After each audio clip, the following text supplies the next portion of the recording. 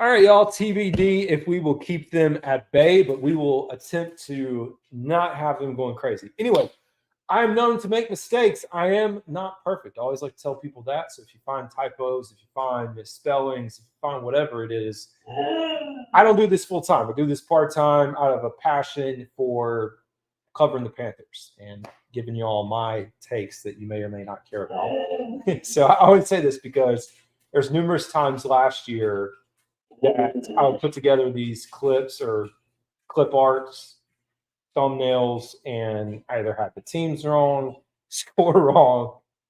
Hey, but I think I feel pretty confident in the score here. 17-3. Let's jump right in, folks. All right. Hop back on this screen.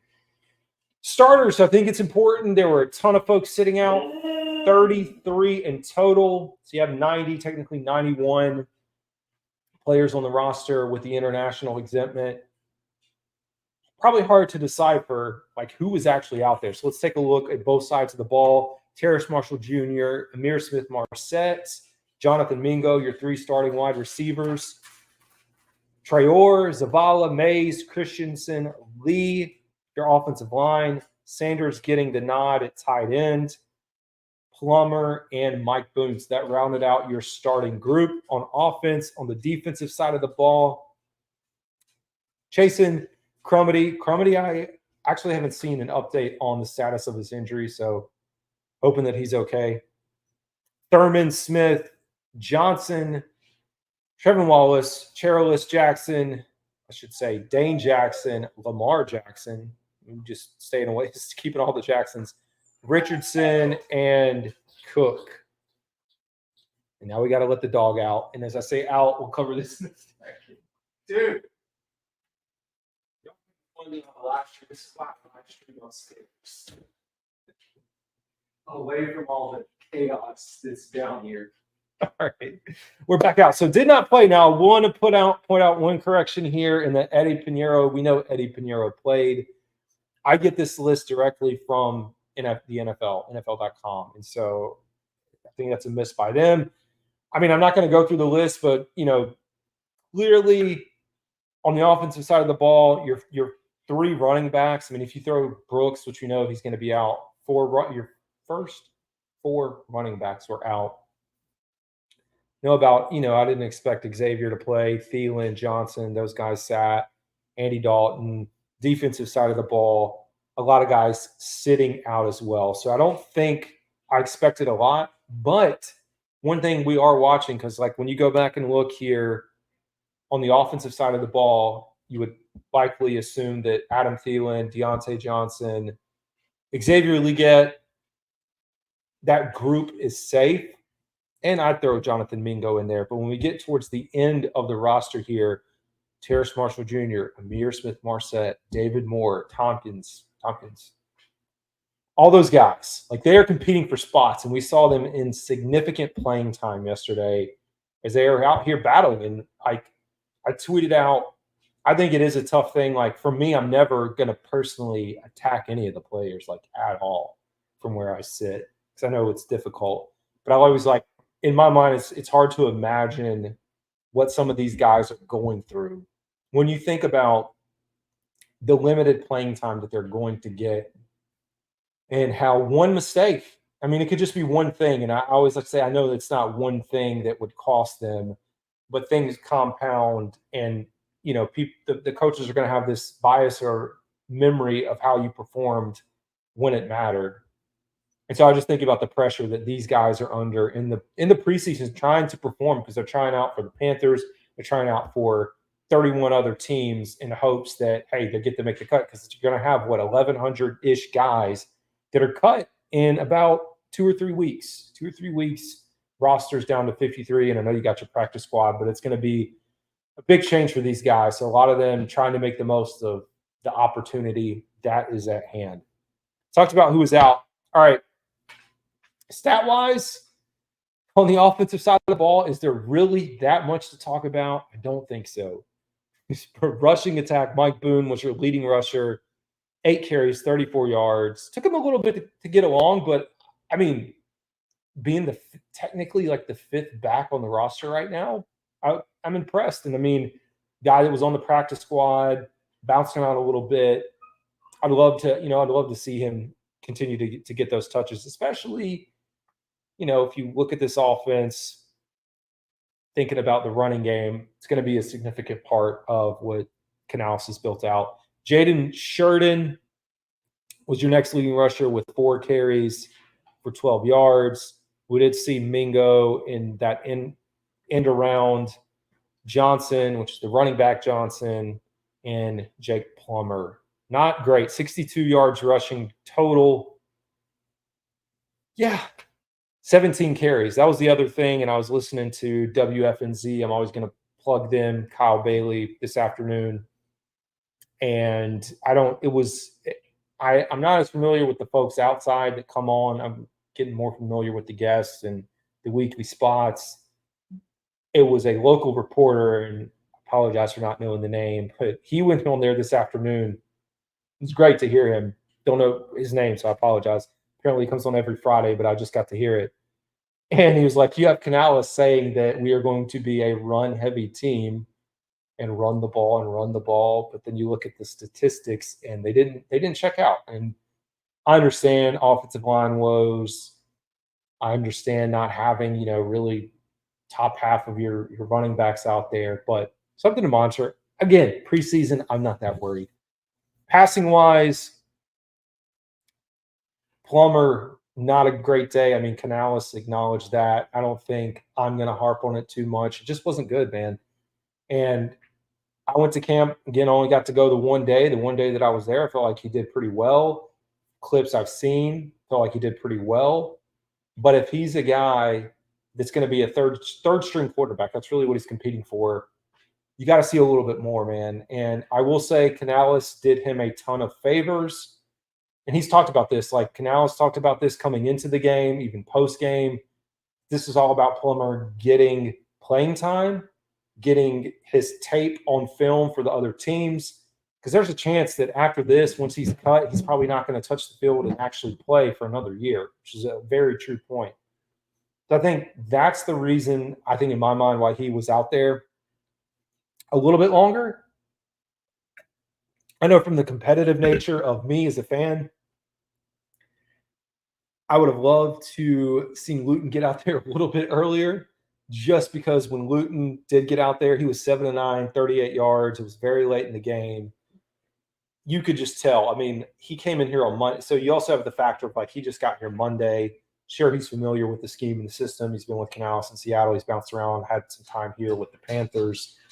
But at the same time, it's like, only so much that you would expect. But, hey, anyways, sacked 5 times. So here's the thing. When we talk about Plummer and his production, I think there's 2 ways to look at it. One, it could have been a totally different storyline and game if Plummer is able to have those early passes connections. Like, if you don't have the drops, if you don't have those drops earlier in the game, we're talking about a completely different drive, maybe some scoring. If you think about the long intentional grounding that happens, backing them out, I think they had gotten down to almost the 30-yard line, field goal range, and you take a, drop back, throw it away, intentional grounding, bad sequence.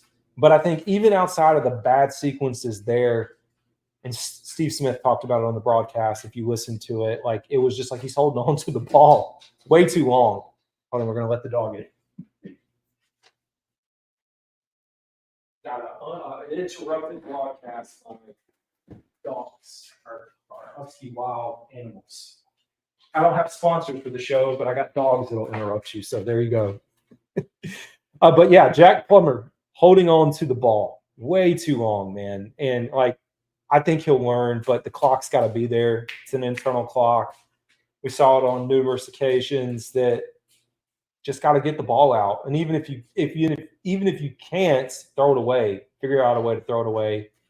So that's all I'll say there. But 5 sacks isn't great. And sure, I think you could pin some of them on him. I think you could also pin some of them on the offensive line. Offensive line came into this game, when we talk about the group, 7 guys on the offensive line. Shout out to JD Dorenzo, who Canales said he was staying back home for the birth of his child. Hey, always a special moment for that. I'm glad he got to experience that in the preseason too. It's a big shout out to him. Hopefully everything went well there. Receiving, big night for Amir Smith-Marset. And I said this during the game that it's early, and I know you don't have those other guys or other starters out there at the wide receiver position, but it felt like there was a big emphasis on getting Amir Smith-Marset the ball as a receiver. And what I mean by that is last year he felt like a gadget player. I still think he can be utilized as a gadget player, but at the same time, I feel like, hey, they're going to actually let this guy run some routes and try to get him the ball. And that they did. So 4 receptions. So we had the most out of receiver, most receptions for wide receiver, 24 yards. Now, we can talk about his production and then talk about Matthews, man. What a game. I mean, wasn't crazy, but 3 receptions, caught all of his passes for 48 yards. What a storyline, man. I mean, guy originally wide receiver, now a tight end with Ian Thomas, Tommy Trimble getting hurt. I know I personally had hoped that we would get to see more of Sanders earlier in the game and that he would just come out and explode like we've seen in camp, which didn't happen. That's okay. But I do think getting down the roster, Matthews, Hollister, guys making plays. That's what you got to do in these situations. So I'll take it.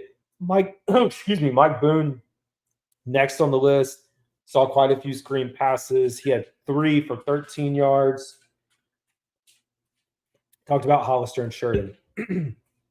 We did see Tompkins as well getting involved a little bit later. Franks, Coker. I know a lot of Jalen Coker fans out there. Cool to see that. Terrace Marshall unable to get a catch. Same thing for David Moore. Mingo. I think that rounds it out. On the special team side of the ball, Johnny Hecker, too small. Shout out to Johnny Hecker. Hope you got to see that clip. After, I guess you could call it a hit. That's a too small clip. Busy night for him, man. 10 punts, 464 total yards, 46.4 average, netted out to 40.9, had 1 touchback. I will say the 1 touchback that he had, ball bounced at like, I'm just using my photogenic memory. It felt like it bounced on like maybe the 6 or 7 yard line. There was an opportunity for them to down it. Panthers just didn't, like, they had guys down there. They just didn't down it. So unfortunate that didn't happen. On the return game, Amir Smith-Marset, another reason I think like he's going to be here on the roster, involved as a punt returner, kick returner, and of course we talked about receiving. So I think I would say his seat is safe right now. Seems like there's a lot of value in there. David Moore as a returner as well, got some touches later in the game. And then on kick return, we had Jamison, Moore, and Amir Smith-Marset. Speaking of kick return, I don't know how I feel about it, man. It's like, even though with the old kickoff, there weren't a lot of returns and you had a bunch of touchbacks, I'm just not a fan of it, man. I don't know what it is. I don't know if it's visually the way they're that close to each other. And I'm all for safety of the game, man. Don't get me wrong. I get that. But as a just watching football kind of thing, I'm like, dude, I want to see somebody run down there and bust somebody's head. I'll never forget the first play that I ever got in at college was against Hampton-Sydney my freshman year. And they threw me out there on kickoff return. And I got laid out. Dude's running full steam ahead down the field. And sure, it's a high collision play. I understand it. But it's like the kickoff now is more of a chip shot. Like if you watch, you're accustomed to the kicker going back and running up to kick the ball off to go down the field. Now they just stand back there, little chip, getting it into the landing zone. The rule itself could be updated, changed, tweaked. It's not permanent. I'm all for safety, man, but I don't know. Anyways, I won't harp on that. Let's look at so hopefully I put the defensive stats I think I did after. Let's look at field position. I think I clipped off This isn't field position. Excuse me. Let's look at the number of drives. A lot of 3 and outs. So they had 12 total drives. 1, 2, 3, 4. Technically, the fourth drive was a 3 and out. There was a penalty. So 1, 2, 3. I think I have to go back and look at my notes. But anyways, you can see at least 3, 4, 5, 6. Half of their drives were 3 and outs. And again, it's preseason, man. Means nothing. Sure, I get it. I just want to see some production, dude. I just want to, that's just boring to watch. I just had the Texans and Steelers on. It was 14-0. I'm like, oh my God, offense, a competent offense. Oh boy. Anyways, yeah, not great. So punt, punt, punt, punt, punt, punt, punt into that. Nothing in the first half. Punt, punt. So they had 3 possessions in the first quarter. 1, 2, 3, 4, 5 in the second, 2 in the third, and only 2 in the fourth. They did get the field goal. Shout out to Harrison Mevis stepping up. Talked about this kicking competition from the start, and I said we're going to really get to know who's who once we get into a real game, real live action. Got to see him kick. He connected. Good opportunity for him. Here we go. Defensive stats. A lot to go through here. I'm not going to go through every single stat line because there's a lot. I'll talk about a few of the guys that stood out. So Isbell was your leading tackler with 6 combined tackles. Alex Cook, man, he's a guy that, and I heard this floated today, when you think about the loss of Sam Franklin and however long that's going to be, Alex Cook, you saw him on special teams. You see him coming up to make hits in the running game, passing game, as a safety on the defensive side of the ball.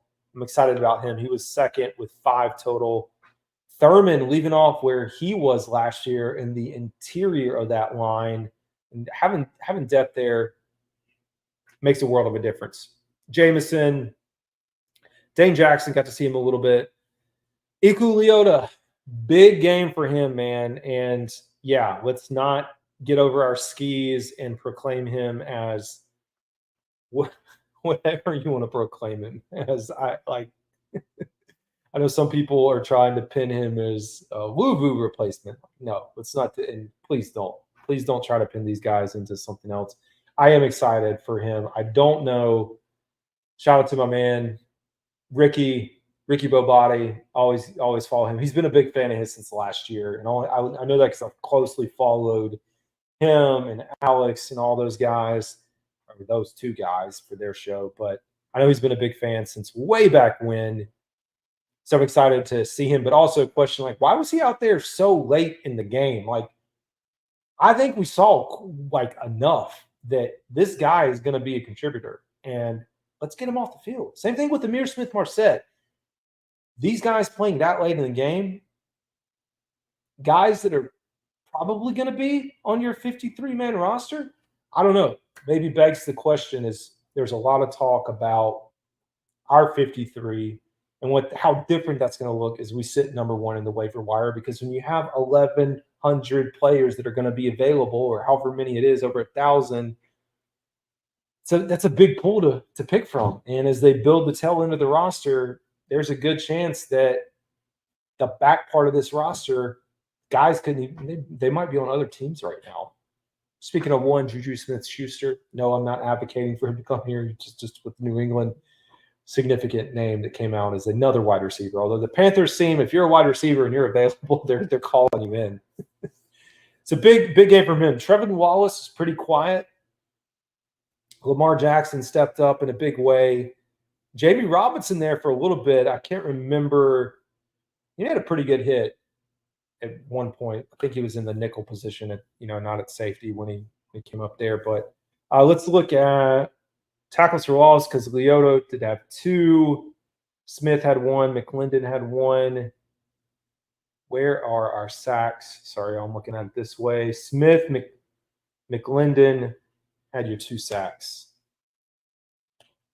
Man, here's something to talk about. Longest plays. And I follow this very closely throughout last year. And at that time, I probably had 5. I had more than that. Consistently, maybe 20, 30 listeners. Who knows? I don't know how many it is. Doesn't matter.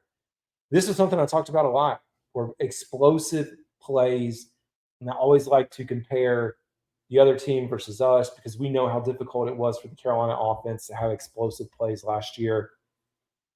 Looking over here, last night they had really what you would consider one explosive play, which is the pass play from Plummer to Matthews. And I want to say that was the pass play that Plummer should have been sacked, and he does the weird like toss throw, and then Matthews gets it and has a nice gain from there.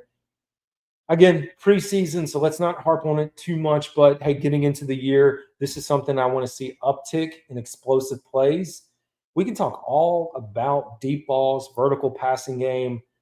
I am concerned about it, but at the same time, I just want explosive plays of 20 or more yards.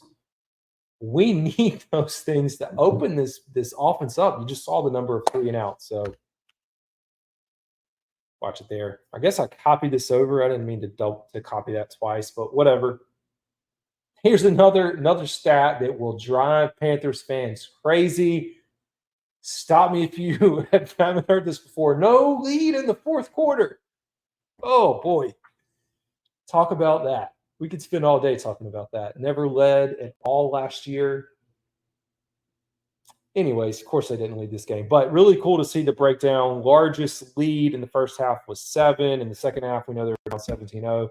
It's really not a lot to talk about. Drives while leading in the second half, 5. Time of possession while leading for the game, 18 minutes. And again, right now, it's early, but we spent 20 minutes of the game trailing. And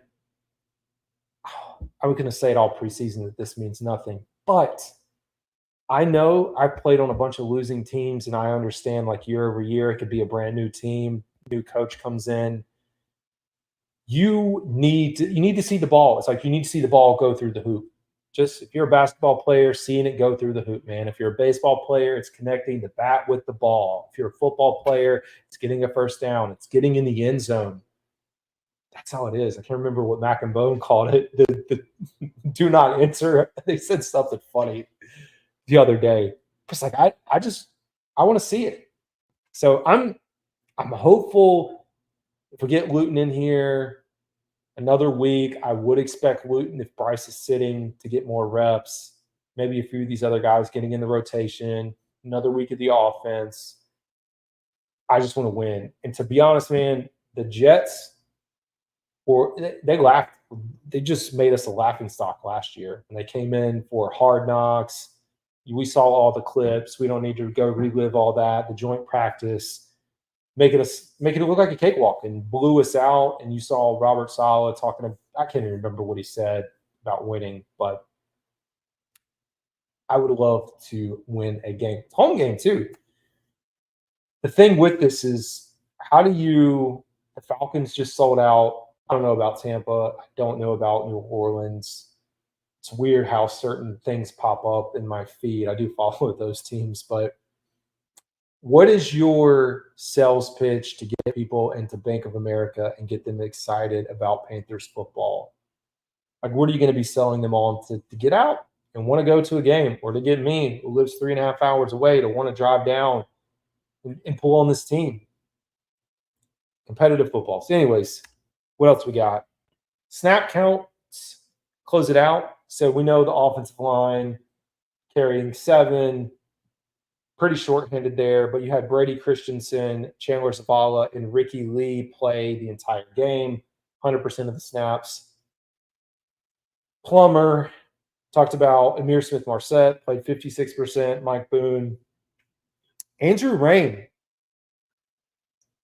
So I talked about Andrew Rain before. He is the undrafted free agent rookie out of Oklahoma. He is the only true center on the team. The only player that's actually a center. So cool to see him get in. I even got a shout out from Canales. Now, the other thing for those that follow, if you're a nerd, I don't know how many of the fans are like diehard nerds and in the same world as I am. So I don't know how many people listen to the pressers, all that stuff. Last night it was Darren Gant was like the only one in there asking questions, and I think that had to do with travel with the hurricane, which I didn't really think about coming in, but they did clarify that today, which made sense. Because at first I was like, did they just have like this shut door Darren Gant, Dave Canales one-on-one and shut the rest of everyone out? Like what's going on there? Anyways, Andrew Rain, though, getting a shout out in that post-game presser. Cade Mays moving down the list. David Moore, Crawford, Traore. Sanders played in 24 snaps, 44%. Terrace, Coker, Tompkins. So let's look at the defensive side of the ball. You can also see special teams. So Matthews, 12 snaps on special teams as well. If you're evaluating stock of players, I think you've got to put Matthews moving up to your list, especially you look at special team production and where he appeared there. Even Hollister, both of the tight ends out of that group, and Amir Smith-Marset, which we know is for the returns. Defensive side of the ball, Richardson, and it cuts off from where I carried this over, but 79% of the snaps, so the left is defensive snaps, right is special teams. TJ Smith, both split at 67%. Robinson, listed at strong safety, but we know he's been getting looks at nickel cornerback, and that's where he is on the depth chart. Getting a lot of looks. 14, played half of the special team snaps as well. 41 there. Alex Cook, Cherilus looked good. Lamar Jackson, like I said, Thurman. Aho, the international player, that's cool. 35 snaps. Nice, 53%. Dyson Isbell. Cool. Shaw Smith Wade. I should say, man,